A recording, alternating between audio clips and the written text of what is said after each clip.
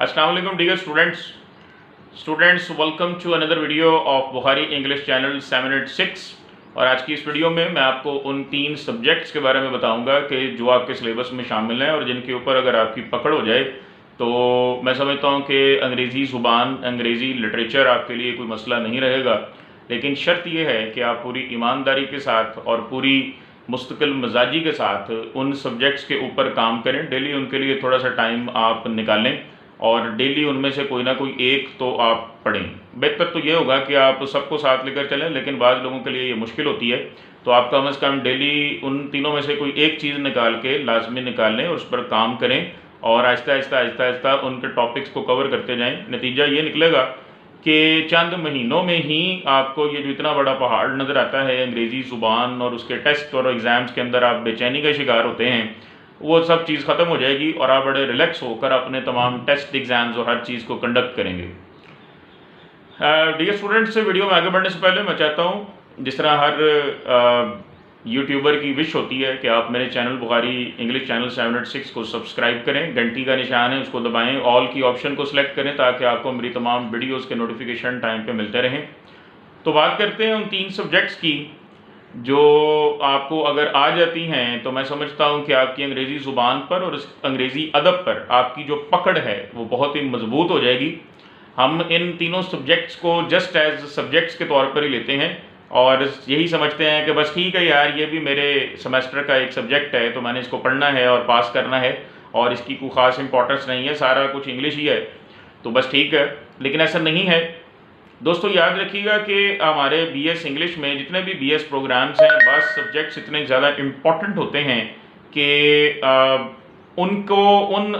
Topic को उन subjects के ऊपर अगर आप काम करते हो, उनमें आप महारत हासिल कर लेते हैं तो वो आपके उस सब्जेक्ट की बुनियाद खड़ी करने में बड़ी मदद करते हैं। तो इस हवाले से सबसे पहला सब्जेक्ट जो मैं आपके सामने रखूँगा वो है दोस्तों history of English literature. Dear students, history of English literature का जानना हम सब के ऊपर लाजम है। अगर हम बीएस इंग्लिश कर रहे हैं या इंग्लिश का कोई इम्तिहान पास करने लगे, ख़ासतौर पर जिसका ताल्लुक अंग्रेज़ी अदब से हो, ख़ासकर वो टेस्ट और वो इम्तिहान जिनके सिलेबस में अंग्रेज़ी अदब शामिल है, तो आपको हिस्ट्री ऑफ इंग्लिश लिटरेचर तो लाजमी आनी चाहिए।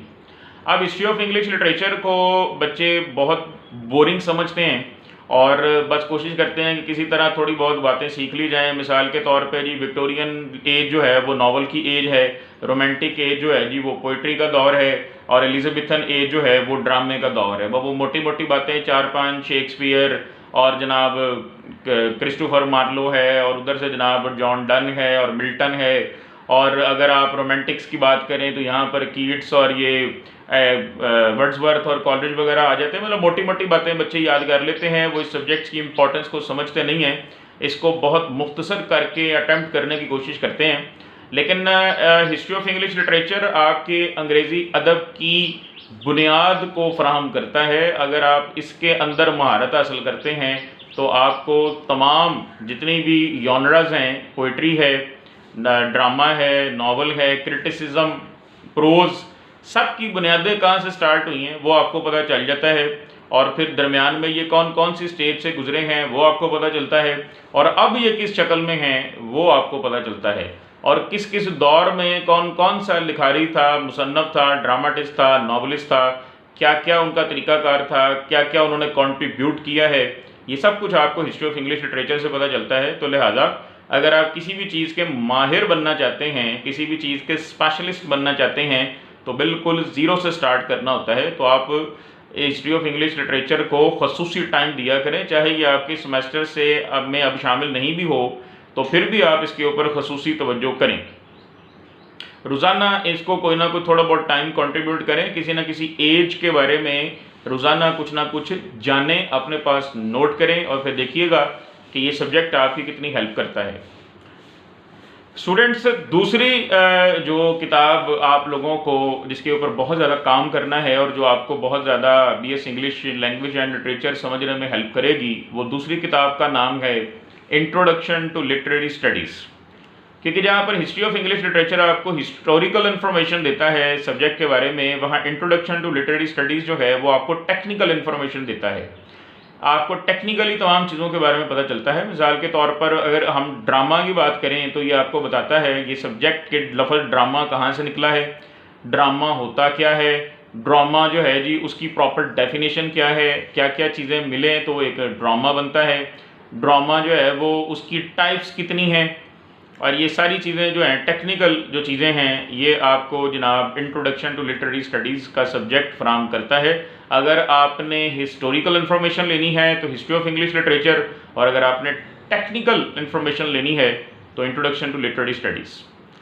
तीसरा सब्जेक्ट दोस्तों जो मैं यहाँ पर जिक्र करना चाहूँगा, जो आपको अंग्रेज़ी ज़ुबान में और अंग्रेज़ी अदब में महारत हासिल करने में बहुत ही हेल्पफुल रहेगा, उस तीसरे सब्जेक्ट का नाम है, जो मेरा ख्याल है सबसे ज़्यादा मोस्ट इग्नोर्ड है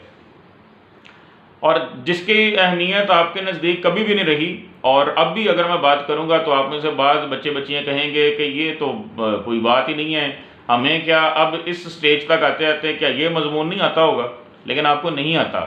मैं बात कर रहा हूँ बेसिक इंग्लिश ग्रामर, जिसको मैंने मुख्तसरन बेक का नाम दिया होता है, बेसिक इंग्लिश ग्रामर। दोस्तों जो कुछ भी आप अंग्रेज़ी ज़ुबान में सीखते हैं, चाहे वो हिस्ट्री ऑफ इंग्लिश लिटरेचर से सीखें, चाहे इंट्रोडक्शन टू लिटरेरी स्टडी से सीखें, या बीएस इंग्लिश के किसी भी सब्जेक्ट से कुछ भी सीखें, तो ज़ाहिर बात है हमने पेपरों में, टेस्टों में, एग्ज़ाम में, प्रेजेंटेशंस में, असाइनमेंट्स में, हर जगह हमने उन चीज़ों का प्रॉपर इजहार करना होता है। और याद रखिएगा अंग्रेज़ी ग्रामर अंग्रेज़ी ज़ुबान के इजहार में वही अहमियत रखती है जो लिखने में पेन पेंसिल की अहमियत है। अगर आपके पास पेन पेंसिल नहीं है तो आप लिखने से कासिर हैं। वैसे ही अगर आपके पास बेसिक इंग्लिश ग्रामर की नॉलेज नहीं है तो कुछ भी सीख लें आप अंग्रेज़ी ज़ुबान में, अंग्रेज़ी अदब में, आप उसको एक्सप्रेस नहीं कर सकते, एक्सप्लेन नहीं कर सकते। तो लिहाजा दोस्तों अब आप लोग इन तीनों सब्जेक्ट्स के ऊपर आज से काम करना स्टार्ट करें और आप देखेंगे कि आहिस्ता